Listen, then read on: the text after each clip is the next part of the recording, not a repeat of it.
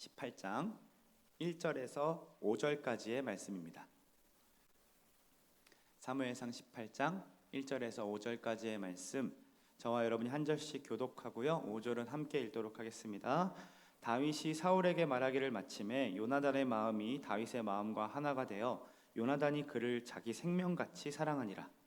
그날에 사울은 다윗을 머무르게 하고 그의 아버지의 집으로 다시 돌아가기를 허락하지 아니하였고, 요나단은 다윗을 자기 생명같이 사랑하여 더불어 언약을 맺었으며, 요나단이 자기가 입었던 겉옷을 벗어 다윗에게 주었고 자기의 군복과 칼과 활과 띠도 그리하였더라. 함께 했습니다. 다윗은 사울이 보내는 곳마다 가서 지혜롭게 하매 사울이 그를 군대의 장으로 삼았더니 온 백성이 합당히 여겼고 사울의 신하들도 합당히 여겼더라. 아멘. 같이 기도할까요? 하나님, 오늘도 우리를 주의 품으로 불러주셔서 감사합니다. 이 시간 하나님 알아가고 싶습니다. 우리를 얼마나 사랑하시는지, 또 우리와 얼마나 함께하고 싶어 하시는지 말씀을 통해서 하나님 알아가게 하시고 그 말씀 때문에 행복한 시간 되게 하여 주옵소서. 하나님, 오늘 새롭게 이 자리에 온 우리 청년들 있습니다. 하나님, 그들을 기억하여 주시고 용기 내어 찾아온 그 발걸음들 헛되이 돌아가지 않도록 주님께서 친히 말씀하여 주옵소서. 하나님, 또 군에서 또 유학 가운데 하나님을 예배하고 있는 우리 청년들 있습니다. 그들의 외로움과 그들의 결핍된 마음들 친히 하나님께서 채워주시고 충만히 역사하여 주옵소서. 감사합니다. 하나님, 이 시간 온전히 하나님 앞에 올려드립니다. 전하는 자 듣는 자 모두가 하나님 말씀을, 거룩하신 그 하나님의 말씀을 듣게 하여 주옵소서. 감사하며 예수님의 이름으로 기도합니다. 아멘. 우리는 계속 지금 위너 시리즈에 대해서 이야기하고 있습니다. 어느 날 갑자기 2세 막내 아들로 양이나 지키고 있던 그 다윗을 하나님께서 이렇게 불러내십니다. 그리고 어떻게 하셨습니까? 기름을 부으셨죠.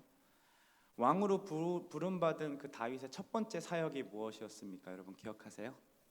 미친 왕을 위해 하프를 연주하는 것이었습니다.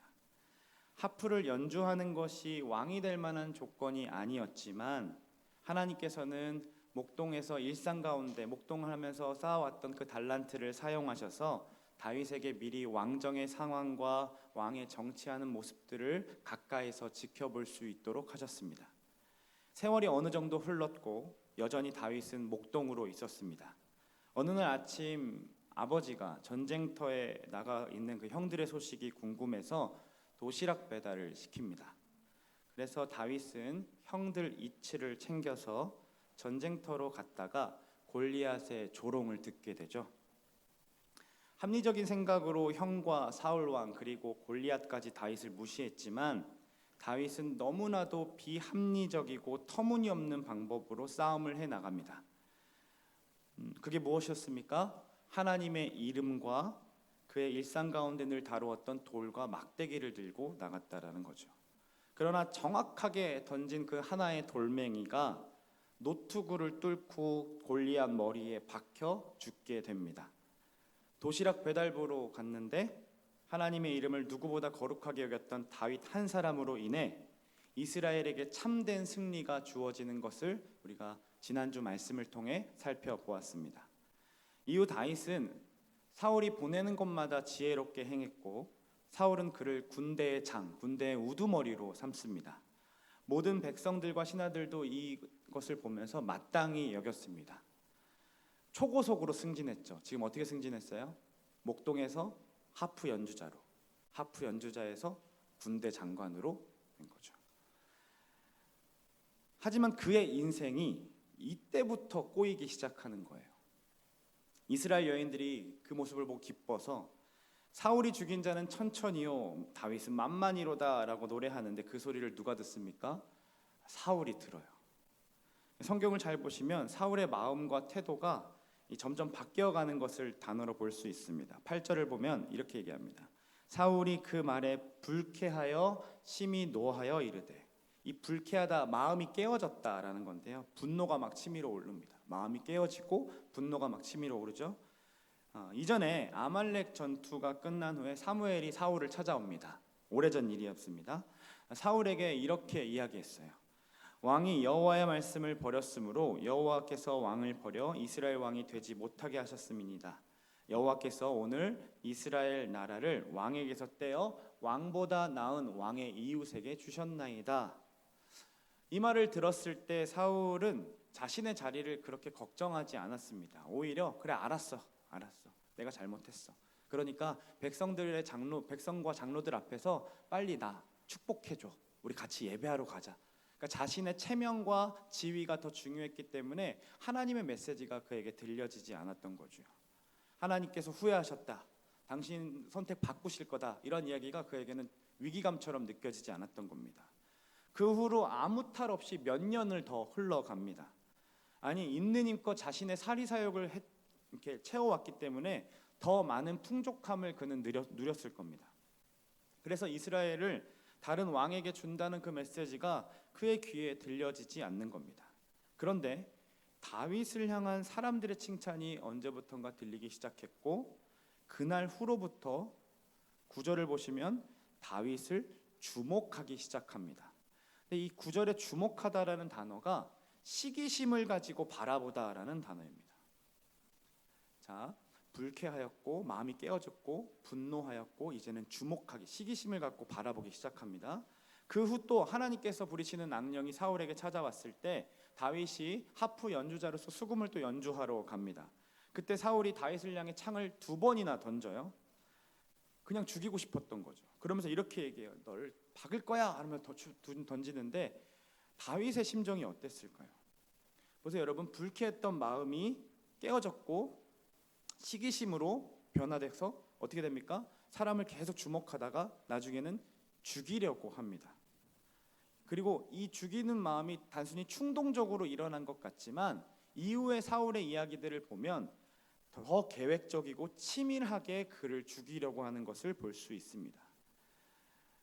그런데 성경에서 이야기하는 건 사울이 그렇게 했던 이유는 사울이 여호와께서 함께 하시는 다윗을 보면서 그가 두려워졌기 때문이라고 이야기합니다. 12절 보세요. 눈으로 한번 보시면 12절, 18장 12절 그리고 15절 그 다음에 29절을 보시면 그의 두려워했음을 반복적으로 계속 이야기하면서 강조하고 있습니다. 마치 예수님의 말씀처럼 어둠이 빛을 미워하는 거죠. 그러니까 여호와께서 함께 하시는 그 다윗의 모습은 자신의 영적 부패가 드러나게 되는 거죠. 빛이 가까이 가니까. 그래서 그는 평생을 어떻게 됩니까? 대적으로 삼습니다. 29절 보세요. 사울이 다윗을 더욱더욱 두려워하여 평생의 대적이 되니라 라고 얘기하죠. 다윗의 입장에서 한번 생각해 봅시다. 얼마나 억울했을까요? 본인이 노래를 지어서 부르게 한 건 아니잖아요. 그렇죠? 백성들이 그저 신이 나서 자기들끼리 지어서 부른 노래고 최고의 권력자인 왕이 자신을 견제하고 죽이려고 생각한다 보세요. 심지어 이제는 장인과 사위가 된단 말이에요. 그 딸을 미갈과 함께 결혼하기 때문에. 그런데 가족이 되었는데도 잠자고 있을 때 암살단을 보내는 거예요. 다윗이 무엇을 잘못했습니까? 그는 계속 옳은 일만 했습니다. 블레셋과 전투에서 승리를 가져왔고 미쳐가는 사울 왕에게 안정과 치유함을 또 가져다 주었죠. 그렇다고 그가 막 거들먹거리거나 교만하게 행동하지도 않았습니다.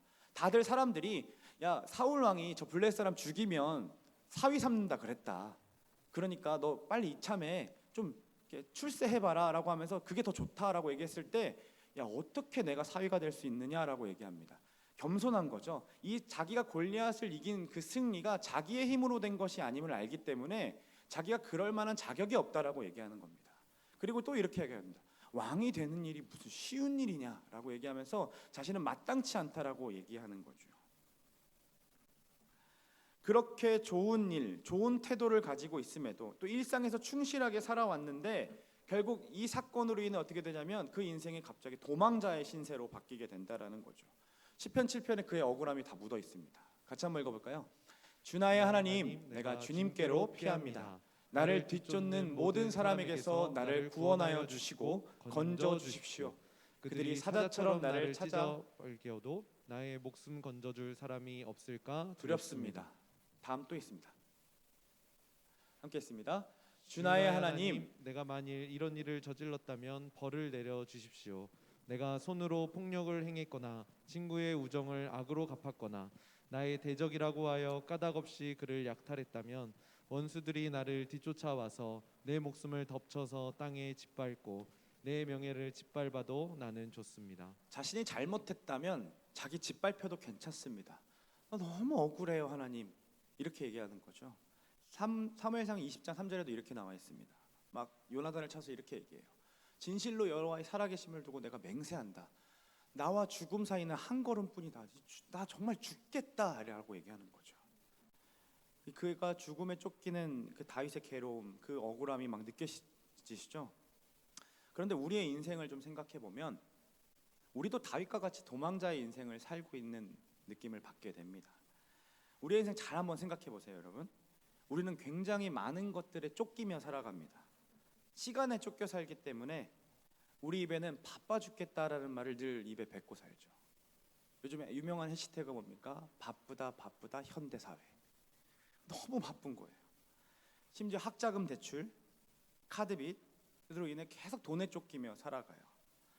여유 있게 돈을 쓰면서 천천히 일상을 즐기고 있는 청년들 있습니까? 있다면 저랑 친구 좀 해주세요. 대학생들은 과제 마감 기한과 시험에 쫓기게 살고요. 직장인들은 해야 하는 업무들에 쫓기며 살아가요. 그런데 이러한 여러 가지 것에 쫓기지 않아도 근본적으로 우리는 죽음이라는 것에 쫓기며 살아간다라는 거죠. 비록 천천히 오는 것처럼 느껴져서 피부로 와닿지는 않지만 늙어가는 것 말고도 사단은 지금도 영적으로 우리를 죽이고자 지금 예배하는 이 순간에도 카톡이라는 창을 막 던지고 SNS 암살단을 보내서 하나님을 바라보지 못하게 한다라는 겁니다. 때때로 우리는 다윗처럼 이러한 억울함을 또 경험하기도 합니다.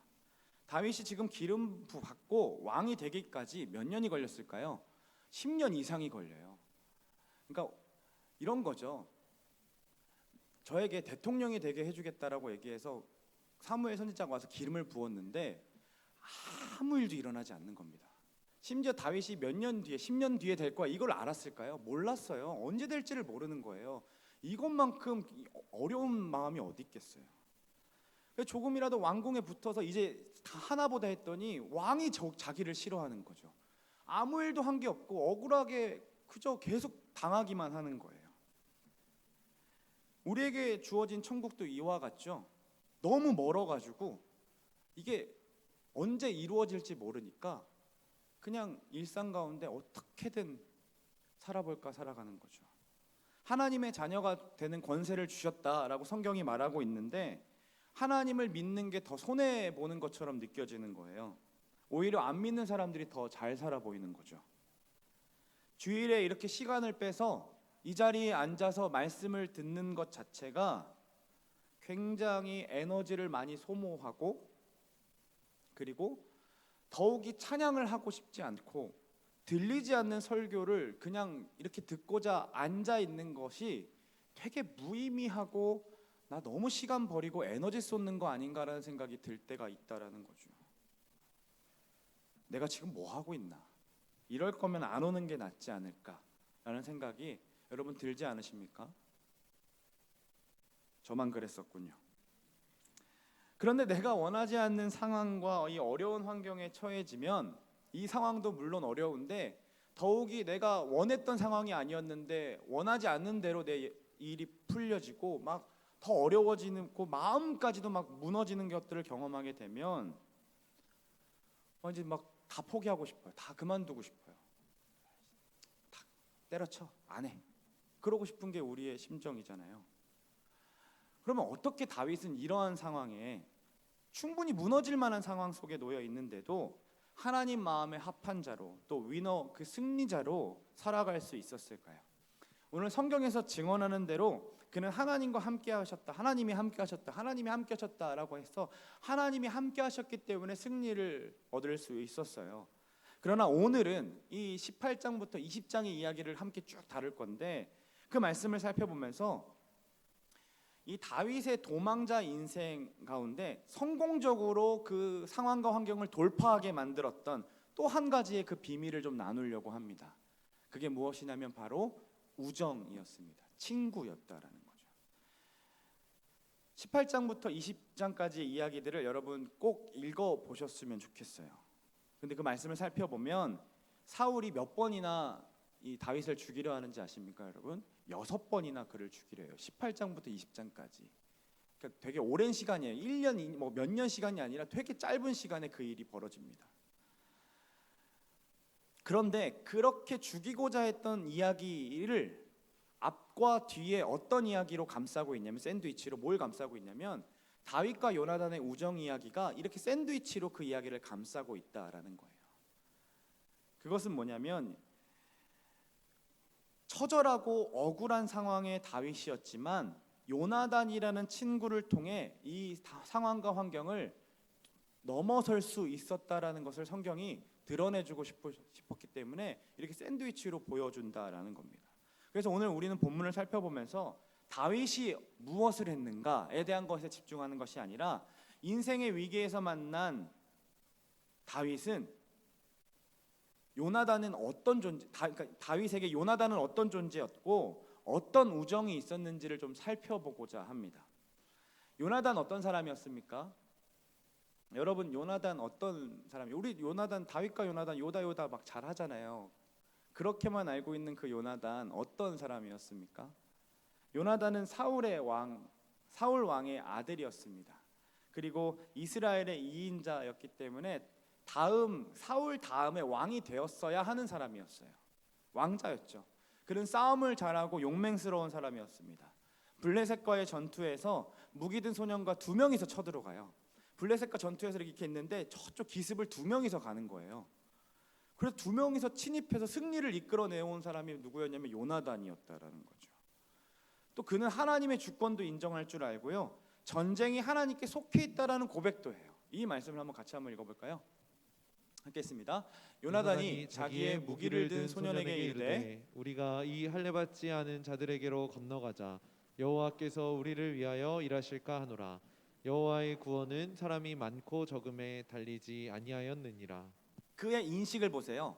블레셋 사람을 어떻게 해석하고 있습니까?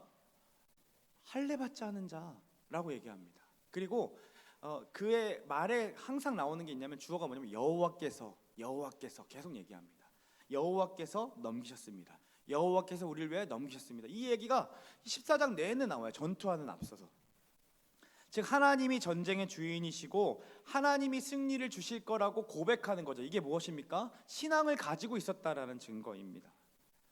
그랬던 그가 여느 날 첫날 아버지와 함께 블레셋과의 전투에 나갔는데 한 번도 보지 못했던 골리앗 그 거구가 서 있는 거예요. 그러니까 너무 무서워서 자신도 나갈 수가 없었어요. 2인자이지만 아무도 나갈 수가 없고 이제는 망했다라고 생각했는데 저 조그만한 친구 하나가 갑자기 나타나 자기가 이기겠다라고 뛰쳐나가는 거죠. 그러더니 이렇게 얘기하는 거예요. 보세요. 이 할례받지 않는 블레셋 사람이 누구이기에 살아계신 하나님의 군대를 모욕하겠느냐? 그도 무엇으로 해석합니까? 블레셋 사람을 할례받지 않은 자라고 얘기합니다. 그뿐 아니라 17장에서의 그 대사들을 좀 집중해서 보면 그도 여호와께서 이렇게 하셨다, 여호와께서 이렇게 하셨다라는 걸 계속 얘기합니다. 그의 인생의 주어가 누굽니까? 여호와 하나님이십니다. 또 이렇게 얘기합니다. 같이 한번 읽어볼까요? 함께 했습니다. 또 여호와의 구원하심이 칼과 창에 있지 아니함을 이 무리가 알게 하리라. 전쟁은 여호와께 속한 것인즉 그가 너희를 우리 손에 넘기시리라. 지금 요나단도 아까 그렇게 얘기했는데 다윗도 지금 이렇게 얘기하는 거죠. 이 말을 지금 누구도 들었을까요? 요나단이 들은 겁니다. 어떤 마음이 들었을까요? 요나단 입장에서 이런 거예요. 여러분, 이 근처에서 짜장면집 제일 맛있는 집이 어디입니까? 어디 짜장면이 제일 맛있습니까? 제가 이제 성남에 와서 짜장면집 맛집을 좀 추천해 달라고 우리 친구들한테 얘기를 했는데 친구들이 뽕해전설을 가보라고 하는 거예요. 그래서 좀 가깝고 해가지고 비록 주차할 데가 없지만 그리고 또 굉장히 좀 깔끔하지 않지만 뽕해전설, 되게 인상을 쓰면서 쳐다보네. 뽕해전설에 가서 먹어본 거죠. 수타면을 이렇게 먹어본 거죠. 근데 제 입맛에 맞지가 않는 거예요. 그래서 제가 이렇게 가봤더니 맛없더만. 짜장면은 역시 홍콩 반점이지. 백종원 아저씨가 진짜야 이렇게 제가 얘기를 했더니 친구들이 저한테 뭐라고 얘기하냐면 이렇게 모욕을 하는 겁니다. 목사님은 메이커와 체인점만 좋아해요. 그래서 나는 정말 맛있어서 이야기하는 건데, 그리고 물론 깨끗한 환경도 굉장히 중요하잖아요. 근데 다들 홍콩 반점은 아니라고. 홍콩 반점이 아니고 진짜 뽕의 전설이 그 탕수육의 바삭함이 맛있다고. 그거를 놓고서 어디 홍콩 반점을 끼어드냐 이런 얘기들을 하고 있는 거죠. 그 제 주장이 먹히지가 않는 거예요. 그런 세월을 오랫동안 보내고 있었습니다. 그런데 공이동기끼리 애들 새내기들이 막 올라와가지고 우리 뭐 먹을까 막 얘기하고 있는데, 우리 짜장면 먹으러 가자 했는데 다들 막 홍콩 반점 가자고 얘기하고 있을 때 어떤 한 친구가 이렇게 외치는 겁니다. 이거 예화입니다. 외치는 겁니다. 에이 무슨 뽀개 전설이야, 홍콩 반점이지. 그 얘기를 들었을 때 저의 기분, 드디어 나타났다. 내 짜장면의 친구, 내 마음을 알아줄 수 있는 귀한 나의 친구, 내 짜친 나타났다. 그렇게 반응한다고? 그런데 이렇게 짜장면도 이렇게 반가운데 하나님을 바라보는 눈, 그 눈을 일치하는 그 단짝을 만났다고 한번 생각해 보세요. 지금까지 가지고 있던 생각들을 막 다 공유하고 싶지 않을까요? 야, 역시 홍콩 반점에 가면 짜장밥이야. 그 계란을 올려주고 거기에 탕수육 하나를 딱 먹으면 이런 마음들이 막 드는 것처럼 하나님 진짜 그런 분이잖아 하면서 그것들을 막 공유하고 싶은 마음이 드는 거죠. 1절을 한번 볼까요? 함께 있습니다.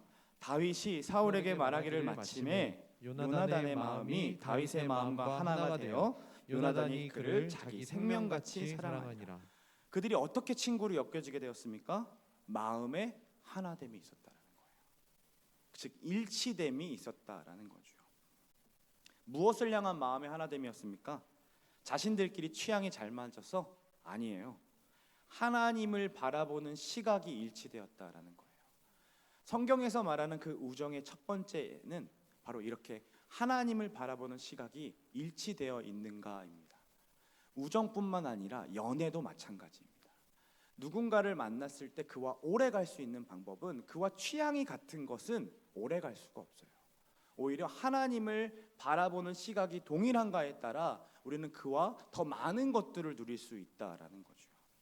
두 번째로 그들의 우정을 형성하고 있는 것이 있는데 바로 언약입니다. 3절 말씀을 같이 한번 읽어볼까요? 요나단은 다윗을 자기 생명같이 사랑하여 더불어 언약을 맺으며.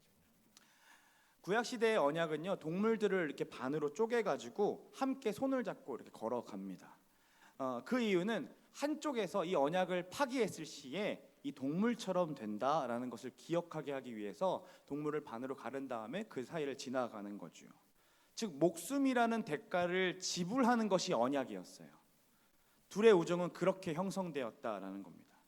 요즘 시대는요, 대가를 지불하려고 하지 않는 우정들을 많이 쌓아갑니다. 대가를 지불하고 싶어 하지 않는 거죠. 사실 관계가 더 중요해질수록 그 관계가 더 중요해지고 깊어질수록 우리는 그에게 대가들을 지불하게 마련입니다. 그게 당연한 거죠. 시간을 내야 하고 에너지를 쏟아야 해요. 그런데 어떤 이들은 뭐라고 얘기하냐면 이런 게 다 귀찮다라고 얘기하는 거예요. 에너지 소비하기 싫고 내 돈 써가면서 그렇게 누군가를 만나는 것도 귀찮다라는 거죠. 왜 내 돈을, 왜 내 시간을, 어차피 배신하고 또 돌아설 사람들인데 그 사람들에게 마음을 주어야 하냐라고 이야기한다라는 겁니다. 그래서 누군가를 깊이 진득하게 만나고 하기보다는 겉으로 나를 좋아해주는 사람들과 친구를 맺으려고 하는 거예요. 우리 인친해요라고 얘기하죠. 잘 생각해 보세요. 여러분, 인스타 친구 하자는 친구들도 또 수많은 머리 좋은 사람들이 광고를 만들어내잖아요. 그 사람들이 뭐 하는 줄 아세요? 여러분들의 무언가를 얻기 위해서 그 전략을 짜는 거잖아요. 인친하는 사람들 다 그거잖아요. 자기 거 홍보하고 자기 거 팔아보려고 하는 거잖아요. 우리들에게 필요한 것은 야, 누가 사진을 보면서 누가 꽃이냐 모르겠다, 너무 이쁘다, 좋아요 100만 개 누르고 싶다, 이러한 말들이 아닙니다. 오히려 진실된 마음으로 그 샷은 좀 아니었던 것 같아. 그 콧구멍이 너무 크게 나왔어. 내려. 이렇게 얘기해 줄 수 있는 진실한 친구가 우리한테 필요하다라는 거죠. 그런 친구가 더 복되다고 잠언 말씀에 기록되어 있는 거예요. 그렇다면 다윗과 요나단은 어떤 언약을 맺었을까요? 이 대가를 지불하는 언약이라 그랬는데 그 언약이 도대체 무엇이었을까요? 다윗은 아마도 요나단과 함께 대화하면서 자신의 어릴 적 이야기들을 했을 겁니다. 요나단과 다윗이 서로 친구라고 하지만 15살 이상이 차이 나는 사람이었습니다. 그리고 사무엘 선지자가 와서 자신에게 기름 부었다는 이야기도 요나단에게 했을 겁니다. 요나단은 그 이야기를 듣는 순간 아버지에게 찾아와 사무엘 선지자가 얘기했던 그 이야기가 딱 머릿속에 들어왔을 겁니다. 이 이야기예요. 이스라엘 나라를 왕에 있었대요. 왕보다 나은 이웃에게 준다. 누구일까? 라는 마음이 들었을 텐데, 왜냐하면 자신이 아버지의 다음 주자였잖아요.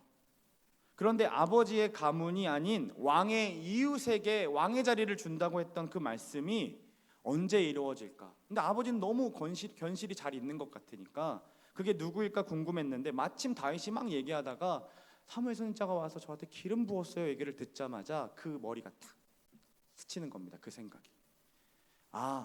하나님이 정하신 왕이 이 친구일 수도 있겠구나 라는 생각이 드는 거죠. 자, 그런데 여러분, 우리가 요나단이라고 좀 생각을 해보자면 이 반응이 맞습니까? 예를 들어 이런 거죠. 아버지가 돌아가시면, 여러분들의 아버지 어머니가 돌아가시면서 롯데캐슬 아파트 전체를 물려주기로 한 겁니다. 그런데 어느 날 자기보다 어린 그 15살 중딩 하나가 그 소년의 신앙이 눈에 들어오기 시작했고 마음 터놓고 서로 이야기하는데 그 친구가 이렇게 얘기하는 거예요.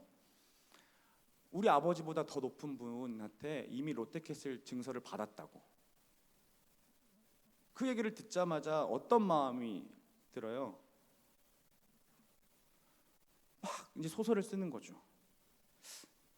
빨리 죽여버려야겠다. 아니면 잘 구슬려서 한 동만 내가 가져가야겠다. 뭐 이런 마음들 나만 들어요?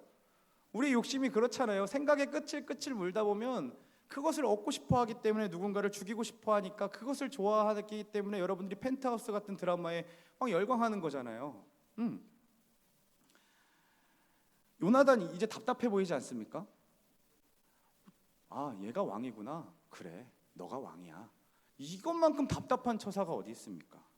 아버지 사울도 요나단을 그렇게 봤어요. 요나단은 아버지가 다윗을 죽이려고 하는지를 확인하고 싶어서, 그래서 다윗이 계략을 세워서 확인시키고자 매월 첫날 초하루에 관리들이 이제 왕과 함께 3일 동안 식사를 하게 됩니다. 그때 다윗은 제사를 드리러 갔다고 핑계를 대서 그 자리에 참석하지 않게 해달라고 이야기해요.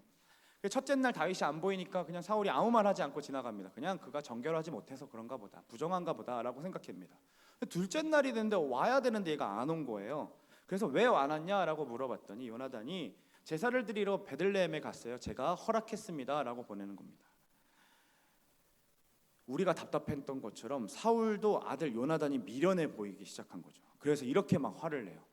야, 이 패역한 이 계집 소생아, 네가 이스라엘 아들을 택하는 것이 수치와 어미의 벌거벗은 수치됨을 너 어떻게 모르냐? 이새의 아들이 땅에 사는 동안 너와 내 나라가 든든히 설 수가 없어. 이게 무슨 말입니까? 야, 제가 살아있으면 너 왕자리 다 뺏기는데 너 왜 제가 하자는 대로 더 빨리 가서 쟤를 죽여야 될 거 아니야? 싹을 끊어놔야 될 거 아니야? 라고 얘기하는 거죠. 왕이 되어야 될 사람은 자신의 아들 요나단인데 요나단이 도리어 다윗을 보호하고 위하고 있으니까 이게 막 열이 받았던 겁니다. 그래서 아들 요나단에게까지 사울은 창을 던져 죽여버리고자 합니다. 이렇게 하나님의 시각이 없는 사람은, 그의 눈에 요나단은 굉장히 답답한 사람밖에 안 보입니다. 그러나 요나단이 어떤 사람이었습니까? 세상 사람, 하나님 밖에 있는 사람이 아니라 하나님의 사람이었습니다. 신앙을 가진 사람이었다는 거예요. 그분이 왕으로 정한 사람이 다윗이며, 그래서 기름 부으셨다는 사실을 요나단도 믿기 시작하고 인정하기 시작하는 거죠. 후에 요나단이 광야에서 숨어있는 다윗을 찾아가요. 우리가 다음에 보게 되겠지만 그때 이렇게 얘기하는 겁니다. 같이 한번 읽어볼까요? 곧 요나단이 그에게 이르기를 두려워하지 말라. 내 아버지 사울의 손이 내게 미치지 못할 것이요 너는 이스라엘 왕이 되고 나는 내 다음이 될 것을 내 아버지 사울도 안다 하니라. 두 사람이 여호와 앞에서 언약하고 다윗은 수풀에 머물고 요나단은 자기 집으로 돌아가니라. 하나님께서 약속하신 것을 믿기에 그는 그것이 반드시 실현되어야 한다라고 생각했던 겁니다. 그래서 야, 너가 왕이 될 거야. 나는 너 다음이야 라는 얘기를 하는 거죠. 자신의 자리가 없어지는 얘기예요. 이 얘기는 자신이 왕궁의 자리에서 버틸 수가 없어요. 이제 쫓겨나야 돼요. 왕의 그 가문이 바뀌었기 때문에 요나단은 완전히 쫓겨나고 그냥 저 밑으로 떨어져야 되는데도 불구하고 하나님의 약속을 더 신뢰하고 대가를 치르고 다윗과 언약했다라는 겁니다. 그리고 끝까지 요나단은 다윗을 도와주며 든든한 후원자로 살아냅니다. 자, 보세요. 다윗과 요나단의 우정은 하나님을 바라보는 시각이 일치됨이 있었고요. 또 하나님의 약속을 믿고 대가를 지불하는 그 언약 가운데 형성된 우정이었습니다. 마지막으로 성경이 말하고 있는 우정에 속해 있는 것이 무엇이냐면 바로 내어줌입니다.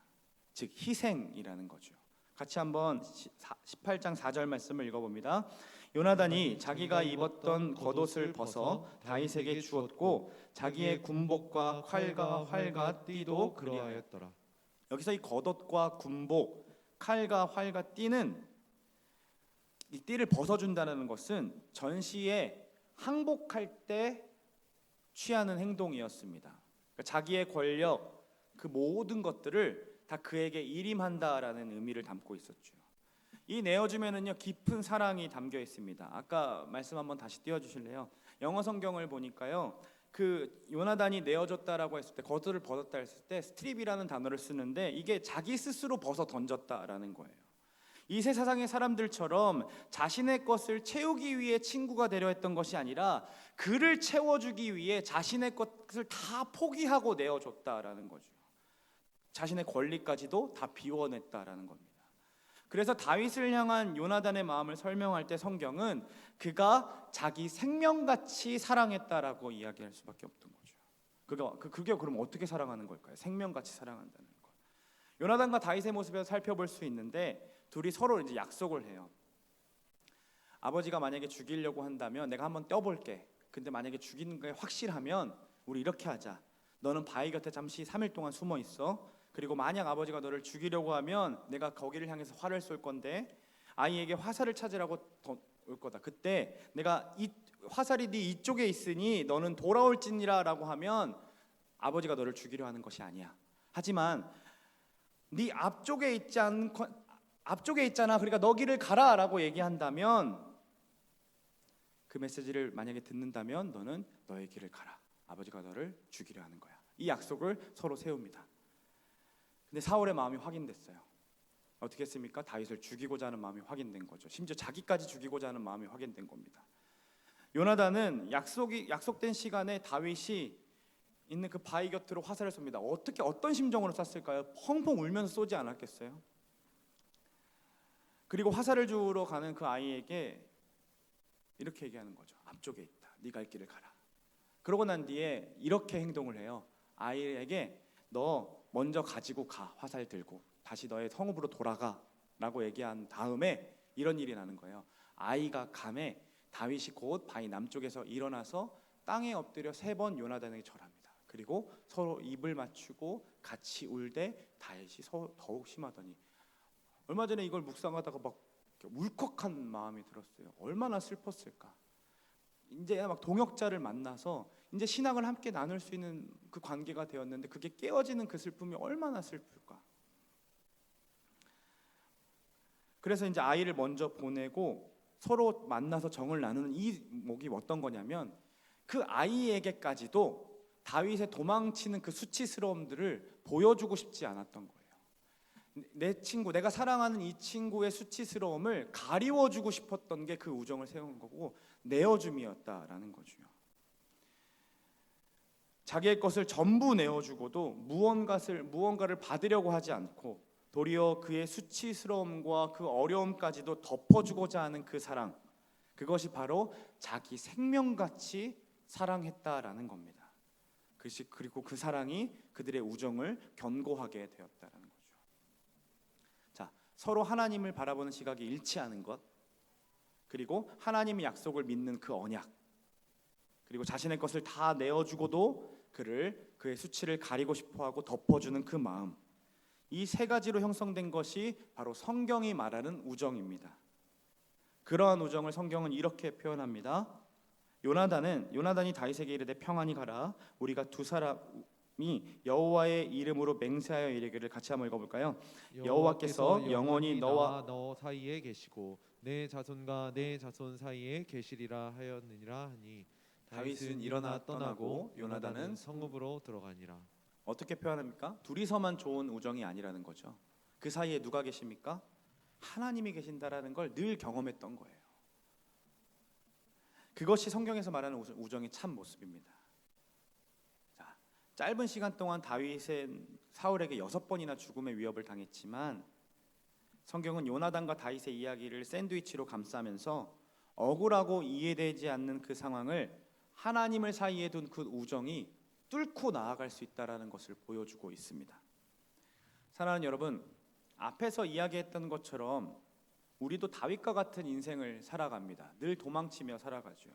수없이 쫓김을 당하는 일상에서 그럼 함께 마음을 같이 하고 마음을 나누고 그 약속을 나누는 그런 친구들 여러분들에게 있습니까? 대가를 지불하고 무언가 받으려고 하지도 않고 자신의 것을 다 내어주고 덮어주고 싶어하는 그런 친구가 여러분 주변에 혹시 있으십니까? 만약 여러분들이 이런 친구를 곁에 두고 있지 않는다면 우리는 또 상황과 환경에 또 지배받아 쫓기며 살아가는 인생을 살아가게 될 것이고 늘 피곤하고 늘 어려운 마음으로 살아갈 수밖에 없습니다. 보세요, 다윗 굉장히 억울했어요. 어떤 잘못도 하지 않았잖아요. 그는 늘 옳은 일만 했는데 죽을 뻔했죠. 이해가 되지 않았습니다. 기름 부음 받은 것과 그 왕으로 부름 받은 것과 지금 자신이 처해진 그 상황의 삶이 현실의 삶이 너무 갭이 커져 있는 거죠. 그러니까 이게 이해가 되지 않는 거. 하나님 도대체 왜 이렇게 일하실까? 이건 좀 아니지 않는가라는 생각이 계속 치밀어 올랐을 거예요. 그래서 난 그냥 왕 아닌가 보다 하고 목동의 일로 돌아갈 수도 있습니다. 그런데 요나단과의 만남을 통해 그는 기름 부음 받은 것을 확증하는 계기가 돼요. 요나단이 먼저 얘기하잖아요. 네가 왕이야. 나는 네 다음이야.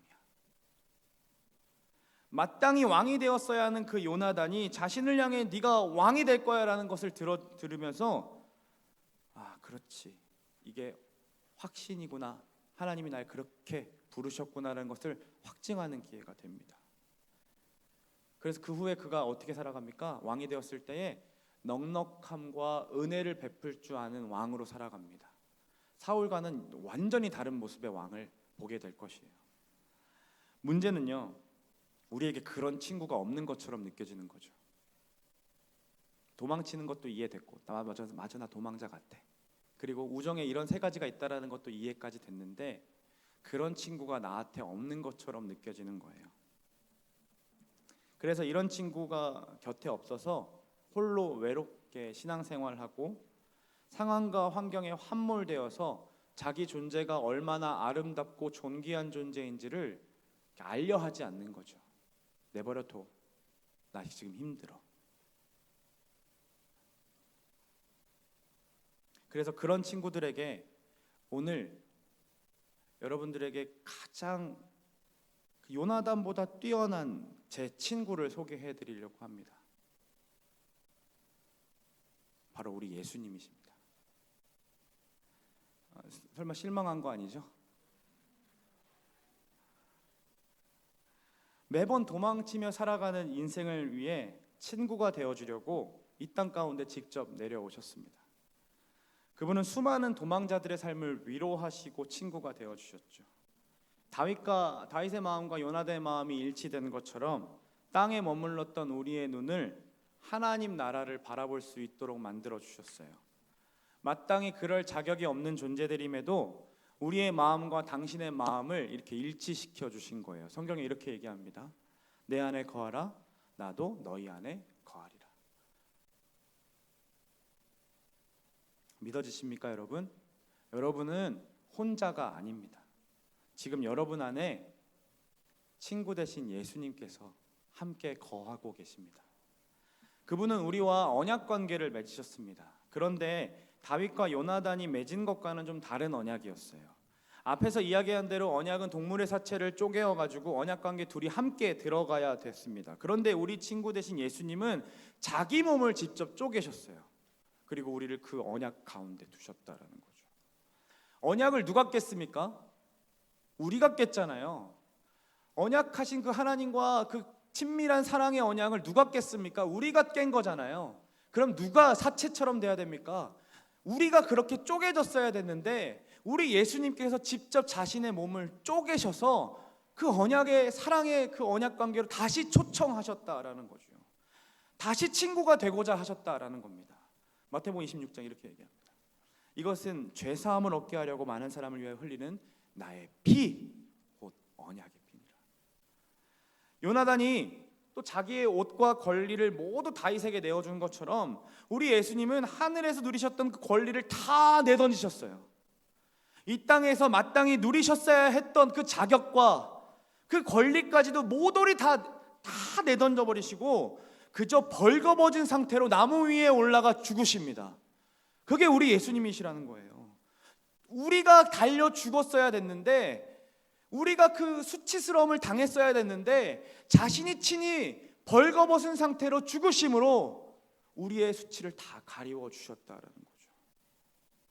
도망치며 살아가느냐 이리저리 누더기 같은 옷을 입고 댕기고 더럽혀진 옷을 입고 댕긴 우리를 보시고 사랑한다 끌어안으시면서 마치 탕자의 아버지처럼 그 옷을 벗기셔서 새로운 옷을 입혀주신다는 거. 어떤 옷? 자녀가 되는 권세의 옷을 입히셨다는 거예요. 아들만이 입고 계셨던 옷이었잖아요. 그 왕자의 옷이었잖아요. 거룩하고 흠이 없는 그 옷을 우리에게 입혀주셨다라는 거죠.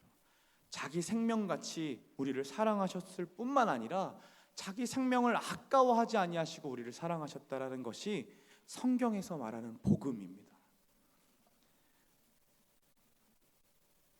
다윗과 요나단의 이야기로 다시 돌아가 볼까요? 그들은 도망자로 살아가야 하는 그 다윗과 그리고 함께 더 이상 동역자, 이렇게 함께 서로 나누지 못한다라는 그 안타까움 때문에 서로 부둥켜 안고 울었습니다. 그런데 성경을 보다 보니까 마지막 구절이 막 눈에 들어와요. 이 구절이에요. 다윗은 일어나 떠나고 요나단은 성읍으로 돌아가니라. 요나단이 다윗을 생명같이 사랑했잖아요. 그런데 결국 둘은 다른 길로 갑니다. 다윗은 혼자 가지 않았거든요. 이후에 도망칠 때 함께 가는 이들이 있었어요. 그럼 요나단도 그 무리에 함께 어울릴 수 있었을 것이고 함께 나라를 다시 세워갈 수 있는 마음을 품을 수도 있었어요. 그런데 자기 생명같이 사랑했던 그 요나단이 결국 어쩔 수 없어서 다시 사울의 집으로 돌아갑니다. 이게 안타까운 거죠. 물론 요나단이 후에 다윗을 몇 번이나 도와주기도 하지만 그래도 결국 항상 도와주고 난 뒤에 어떻게 하냐면 자기의 집으로 돌아갑니다. 아버지의 그 집, 사울의 집을 떠날 수가 없던 겁니다. 앞으로 읽게 됐지만 다윗은 더 많은 사람들과 함께합니다. 그리고 세력이 더 커지게 됩니다. 근데 요나단 어떻게 됩니까? 사울의 집에서 살다가 결국 사울과 함께 전쟁터에서 죽습니다.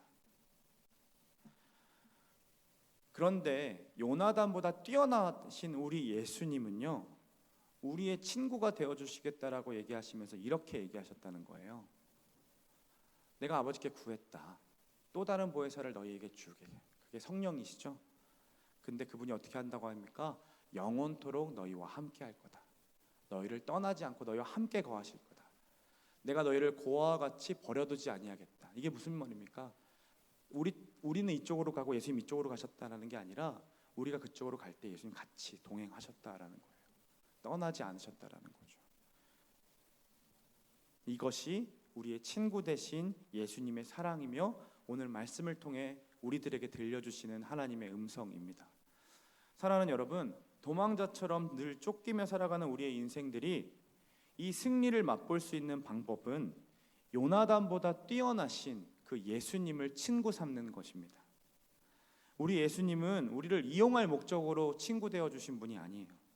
도리어 기다리시고 우리 마음속의 그 진실함들을 내어 드릴 때까지 기다려 주시고 그걸 함께 나누기를 원하시는 분이십니다. 그분은 우리의 약점들을 막 휘어잡으면서 우리에게 흠집을 내려고 하는 친구가 아니셔요. 도리어 우리의 연약함을 이해해 주시고 가르쳐 주시고 우리에게 다시 힘을 더 주셔서 우리가 하나님의 자녀요 예수님의 친구라는 사실들을 날마다 깨닫게 하심으로 우리의 일상 가운데 행복을 허락하신다라는 거죠.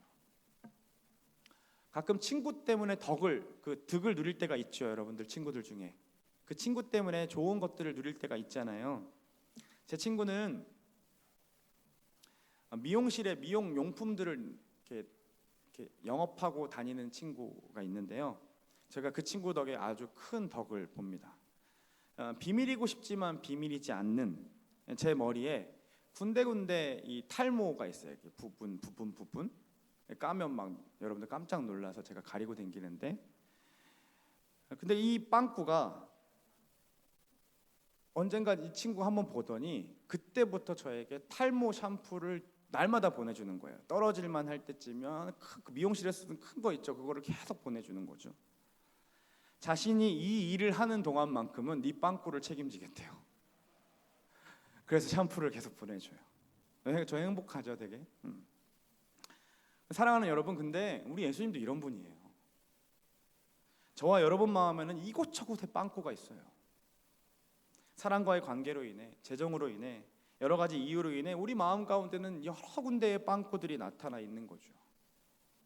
그걸 보시고 우리의 친구 되신 예수님이 마음이 아프셨대요. 그래서 사는 날 동안, 아니 영원토록 함께 하심으로 그 빵꾸를 직접 메워 주시겠다라고 얘기하시는 거예요. 그분의 덕을 보시며 살아야 됩니다, 여러분. 그분을 통해 영원히 유익해지는 득을 누리셔야 됩니다, 여러분. 다른 곳에서 여러분의 외로움 해결 받지를 못해요. 나랑 취향이 같은 친구를 사귄다 하더라도 성경에서 말하는 이 분을 친구로 삼지 않는 이상은 우리는 어디서도 만족함을 누릴 수가 없다라는 거예요.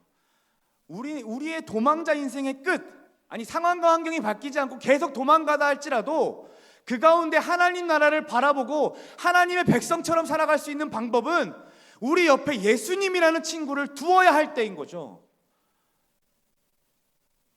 그분의 손잡고 그분과 함께 살아내는 거예요.